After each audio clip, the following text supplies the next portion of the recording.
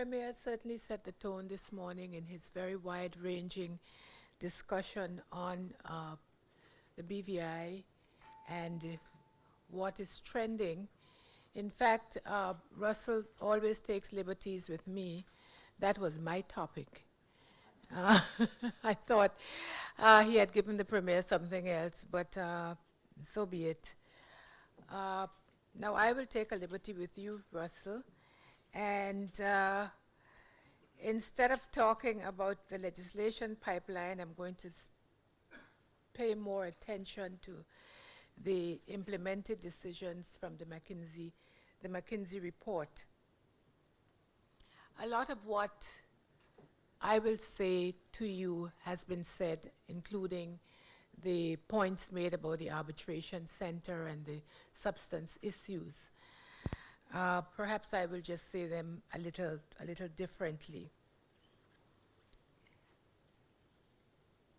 Most of you, all of you in Hong Kong as practitioners, lawyers, corporate service providers, and so on, are very knowledgeable about what is happening in the British Virgin Islands. In fact, as knowledgeable as we are. And so I will do my best to bring you up to date on some new developments that you would be interested in. Next slide. I can move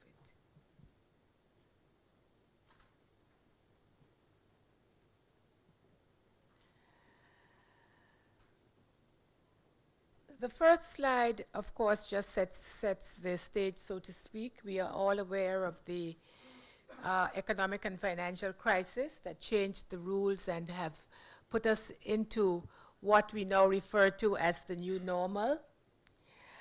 We are aware of the pressures on small international finance centers, especially British overseas territories and the Crown dependencies. We know of the call for greater transparency. The new regulatory environment driven by the European Union, the OECD, the G7. I'm going to talk about product legislation, the new structures that are in place, or the new structure that is in place to enable that improvement in product legislation. I'm going to talk a little bit about the increasing competition from onshore and offshore. And of course, we know of the IFCs, including the BVI, being constantly under fire, whether it's from politicians, the media, or non-governmental organizations. And then I'm going to talk a little bit about substance-based services and our new value proposition.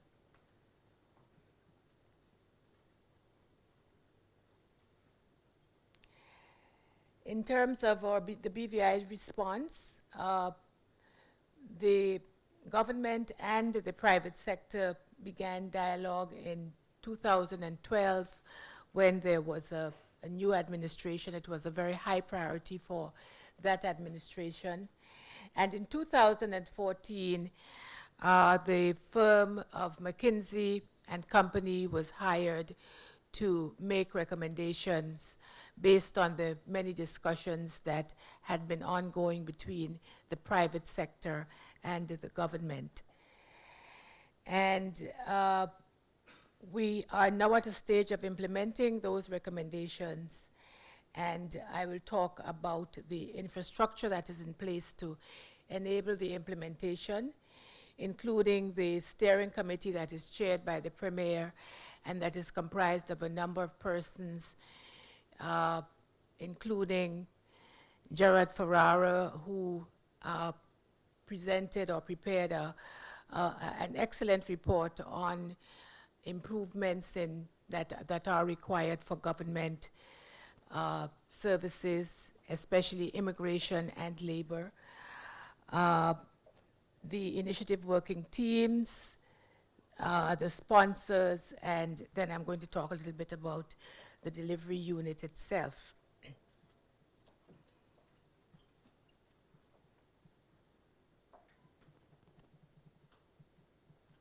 seems to be working in slow motion. The objective of the exercise, or what we have been doing, the objectives are to provide best-in-class enabling mechanisms, and we're looking at improving our marketing and promotion, improving our business development, or working on business development, and of course this all has to be supported by improved public services. We are expanding value-added services. There has been some talk about that this morning, but I'll talk a little bit more about the value-added services. The importance of attracting and retaining top talent in order for that to happen. Substance, I will talk a little bit more about. Some of the infrastructure that's being developed or that is in place at the moment, and the importance of building BVI, British Virgin Islander capabilities. And of course, keeping our core business of incorporations intact through strengthening the services that we provide, and of course, making sure that our international reputation stays intact.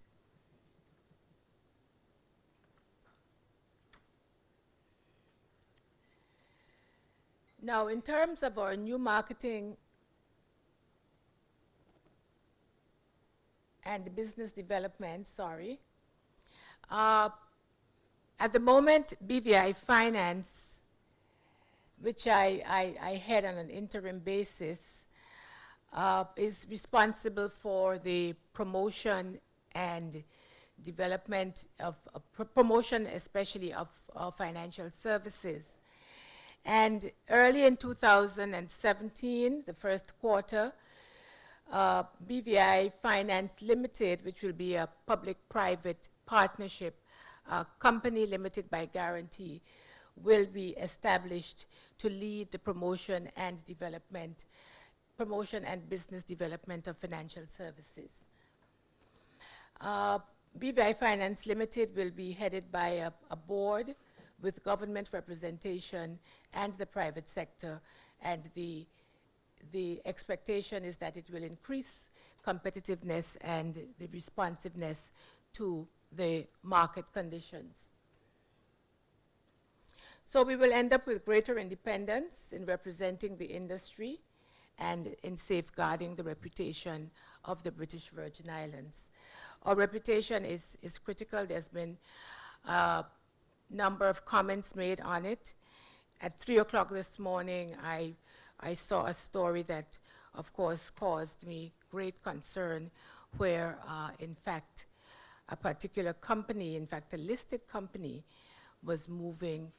It was proposed that this listed company move from here in Hong Kong to a BVI listed company, that is, move from here in Hong Kong to Bermuda because of the BVI's reputation.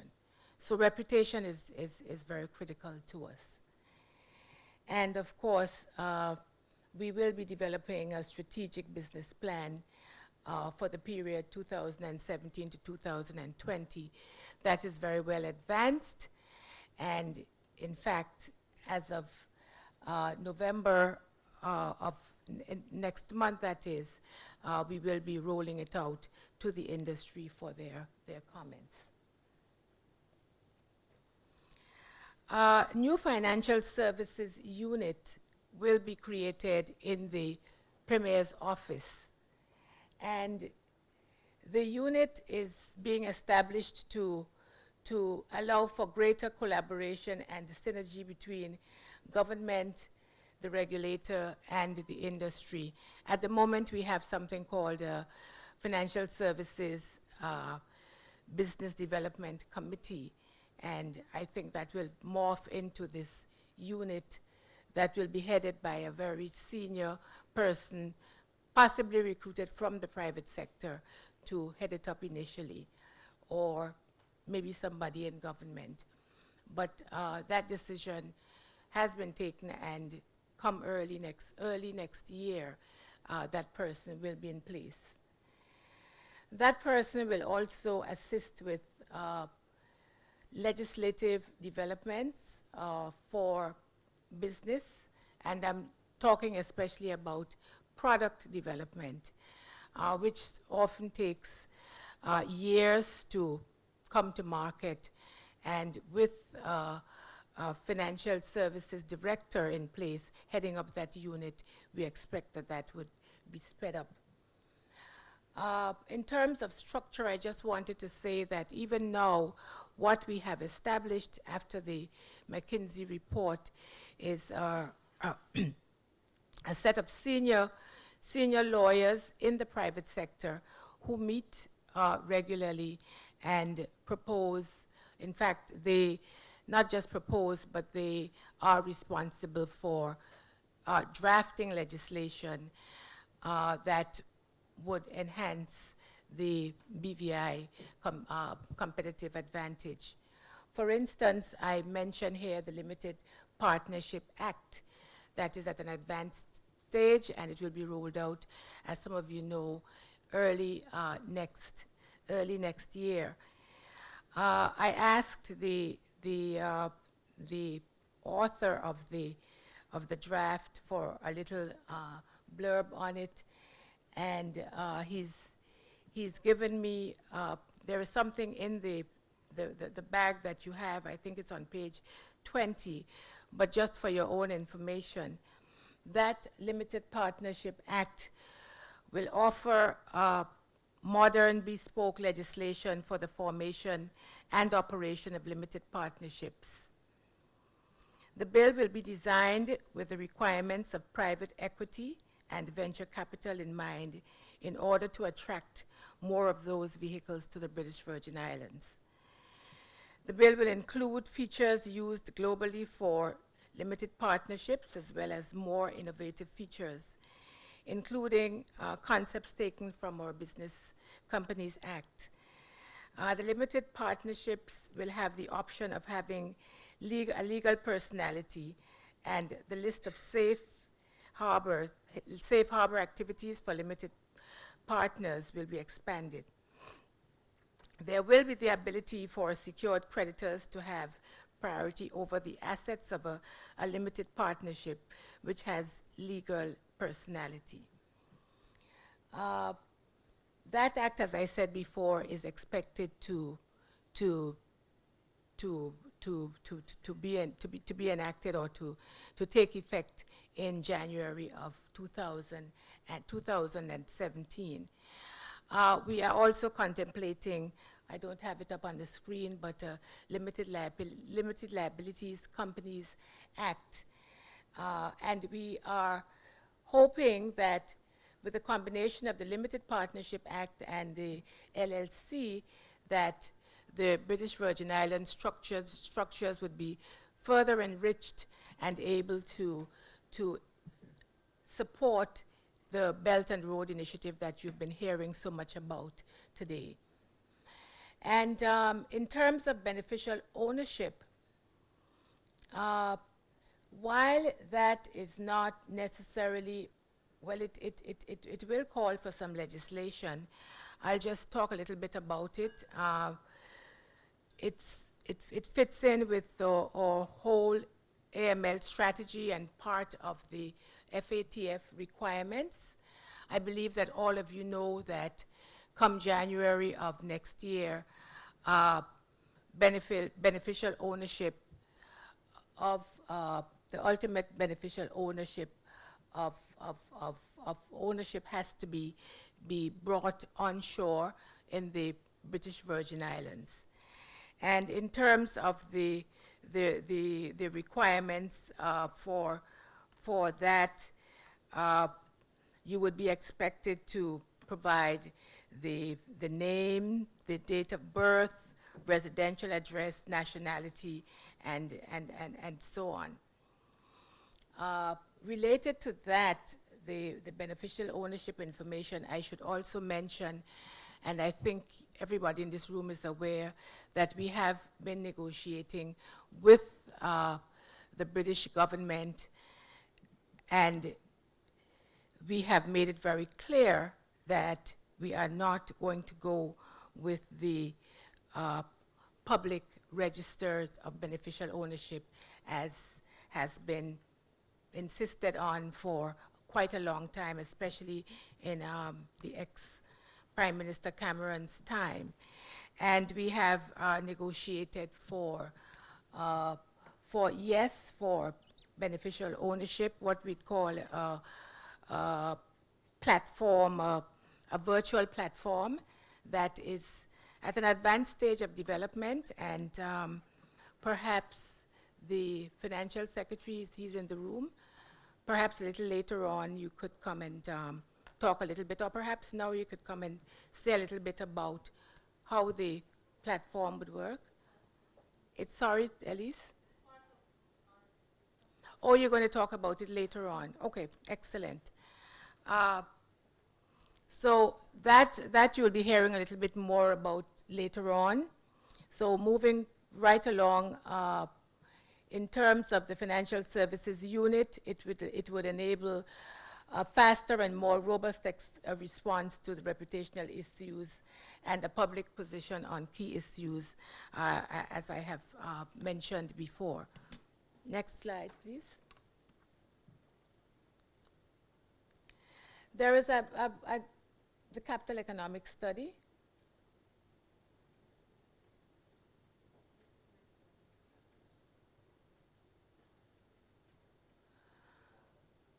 Okay, now in terms of the best-in-class enabling mechanisms that we are developing, we have recruited a new business development director who comes with a wealth of experience in financial services. And he would assist us in getting industry requirements to market quickly by working collaboratively with BVI Finance Limited and, of course, with the Attorney General. There is a development that I would like, next slide, I'd like to mention, and that is the capital economic study. There is the widespread feeling that the British Virgin Islands is used mainly for company incorporations, and of course we tout the large number of incorporations that exist, some 500,000 and so on. And of course it's an advantage to us, but it is in many respects our Achilles heel.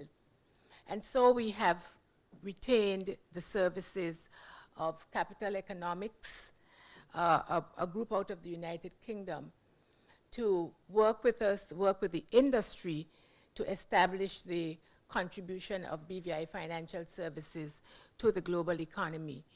We are hoping to have that study finished by December of this year. We are grateful for the feedback and the cooperation that we have been having with from the industry in getting this work completed. But it's very important to us to have this study completed.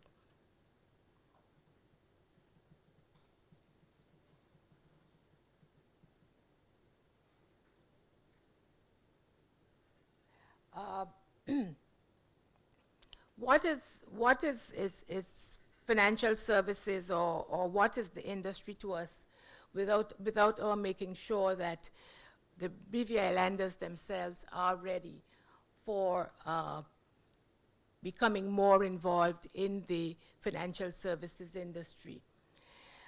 There are a number of things that are being done, including a memorandum of understanding between government and industry, which will provide for an efficient mechanism to facilitate the development of BVI lender talent and capability. The Financial Services Institute, which is a part of the college, has been retooled with the program and resources to deliver world-class certifications and training programs.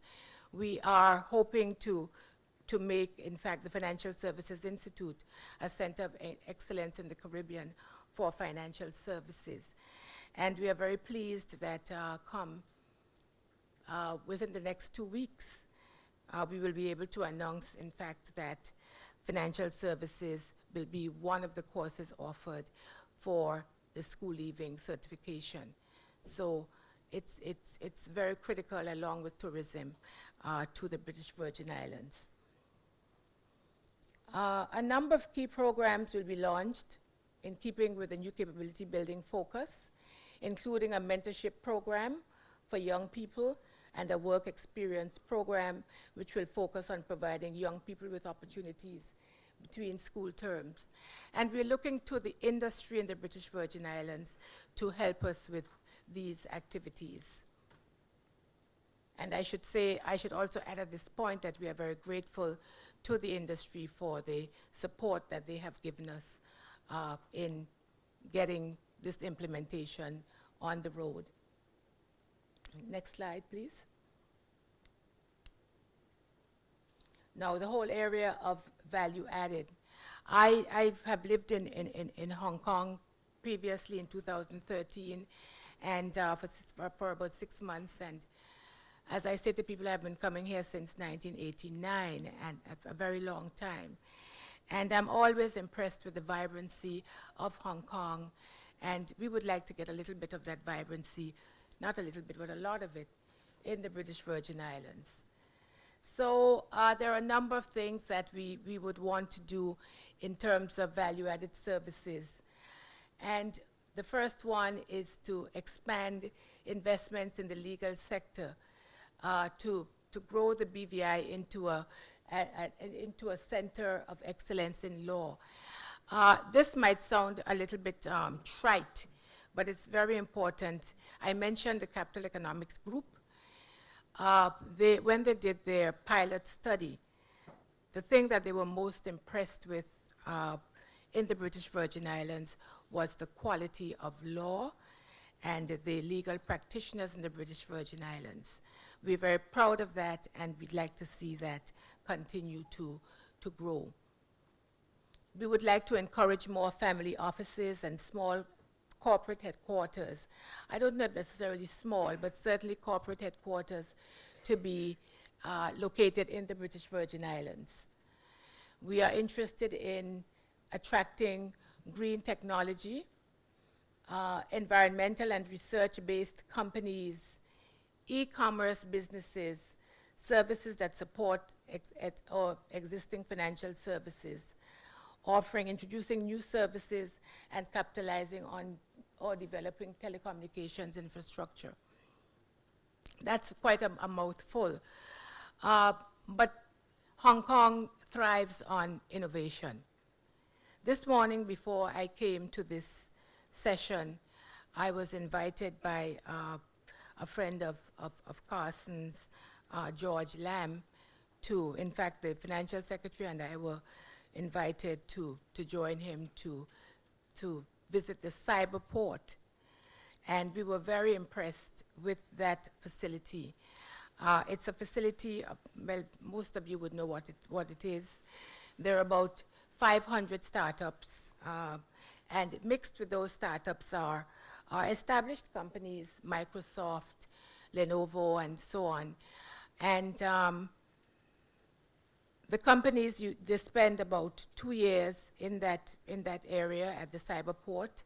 There are about 500 of them, and I was very impressed to learn that about half of those companies now have BVI businesses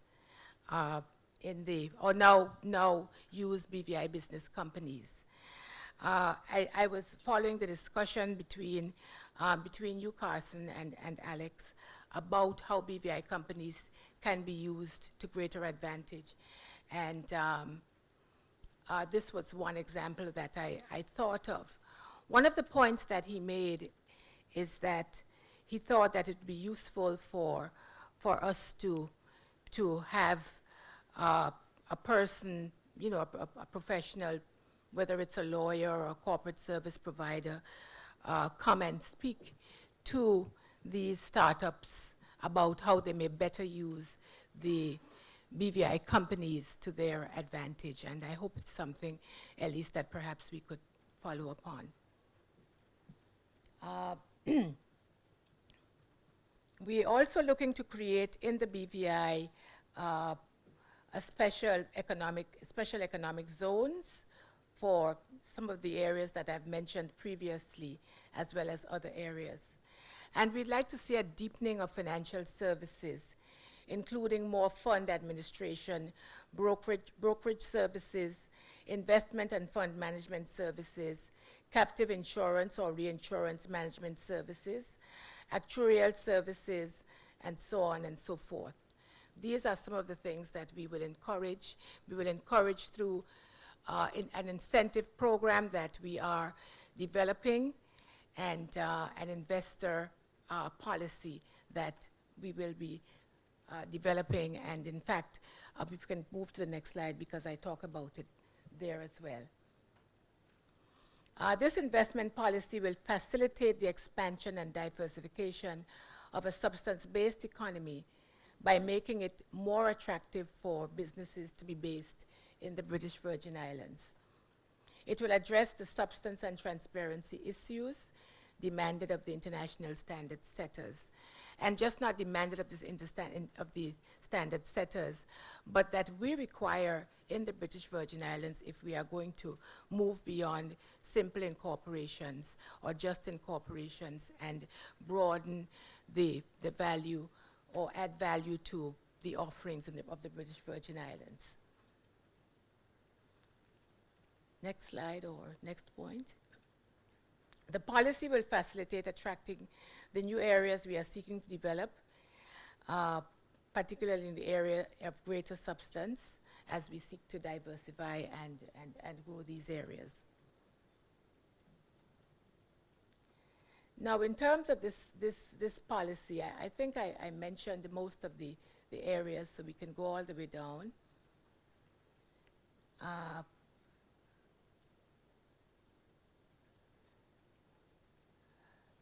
A couple of them I had not mentioned, like insolvency, attracting maritime companies to set up operations in the British Virgin Islands.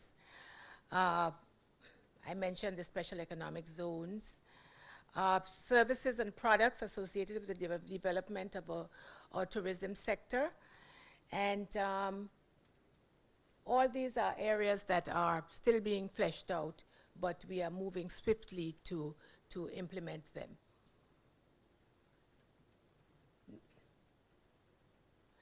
What we're going to do is we're going to assign an investment manager as a single point of contact.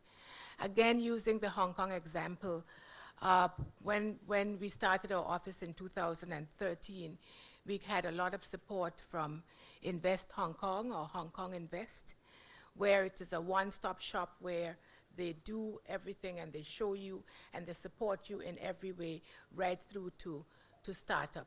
And so we want to introduce a similar facility, a similar arrangement.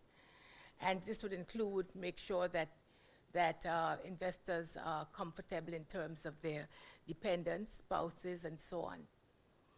I mentioned the area of incentives under relevant incentives legislation.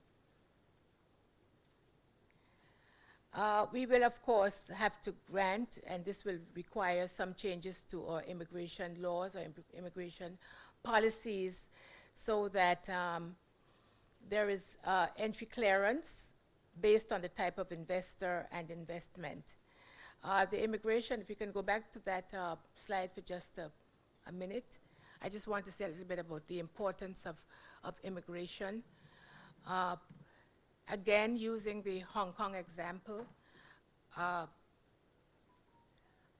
remember yesterday, in fact, in one of our meetings, it would be safe to say we had a meeting with I think it was the chief executive, and he kept referring to Hong Kong as an open society, and he also stressed, and other persons have stressed, the importance of immigration, making it easy for people to come and go if you want investment in your country. And that is something that we are very conscious of, and that is something that we're working very hard on.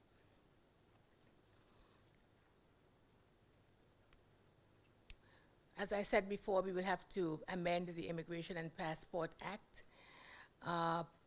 introduce a qualified investor program under the investment policy, and so on.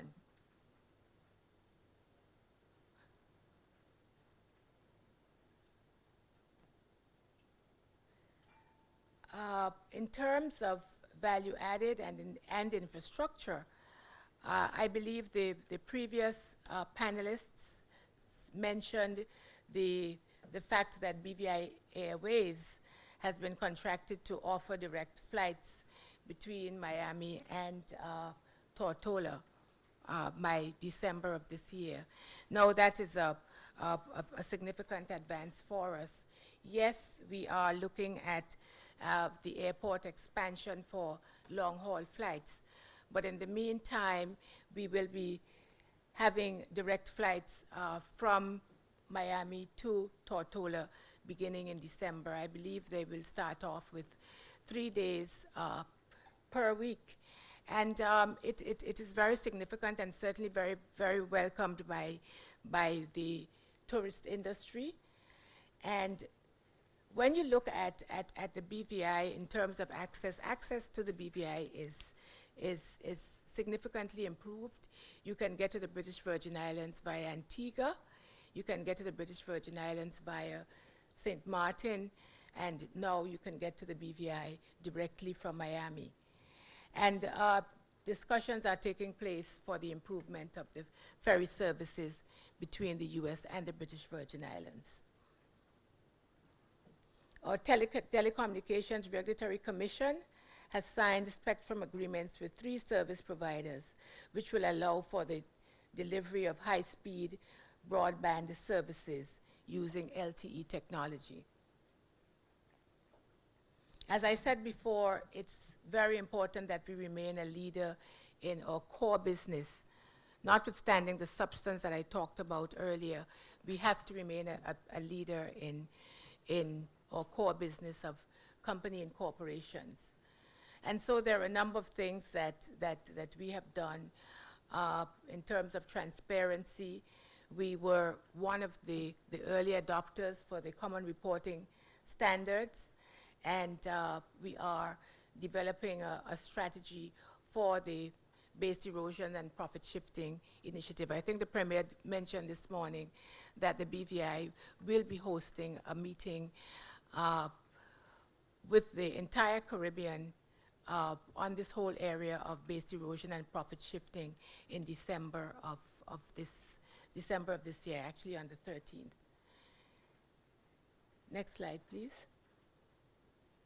In terms of incorporations and the Financial Services Commission, I will simply read these, and if there are questions, I believe that Mr. Leon Wheatley from the Regulator's Office is here and could answer any of the questions that pertain to the Commission. But Virgin Light will be introduced, was introduced in September, and all certificates can now be printed in Hong Kong. I think the Premier mentioned that this morning. And legislation has been passed for the establishment of an appeals board. And Version 3 will be launched for improved license interactions by automating the processing of regulatory forms, reports, and processes. And a registry user council will be established. I don't know the details of that, but I'm sure Mr. Wheatley can answer those. So in conclusion,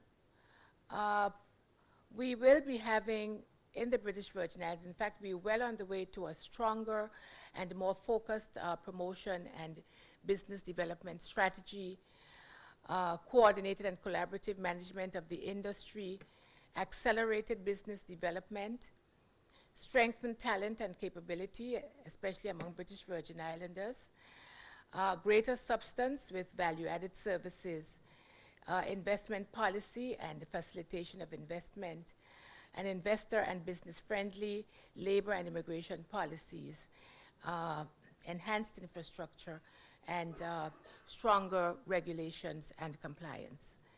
And that's where we are at, and I would be happy to answer any questions that you may have. Thank you very much.